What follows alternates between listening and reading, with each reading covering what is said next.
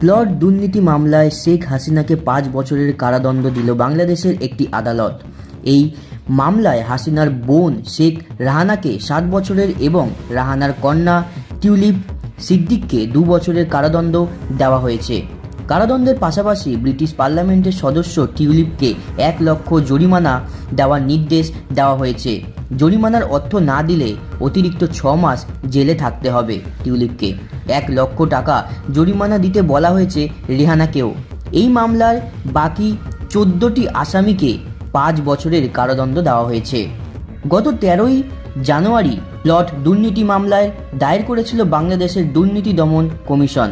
দুদকের অভিযোগ, tulip British পার্লামেন্টে ক্ষমতাসীন দল লেবার পার্টির সদস্য হিসাবে ক্ষমতার অপব্যবহার করেছেন। সেই ক্ষমতা বলে তিনি মা রেহানা, বোন আজমিনা সিদ্দিক ও ভাই রাদওয়ান মুজিবের নামে পূর্বাচল নতুন শহর প্রকল্পে প্লট বরাদ্দ নেন বলে অভিযোগ। এও অভিযোগ যে হাসিনা প্রধানমন্ত্রী থাকার সময় 3 জনের পূর্বাচলে 10 কাঠা করে প্লট পেয়েছেন। তবে এই মামলায় শুধু রেহানার প্লট পাওয়ার বিষয়টি উল্লেখ করা হয়েছে, যে কারণেও মামলায় আরজিনা ও রাদওয়ানকে আসামি করেননি দুদক।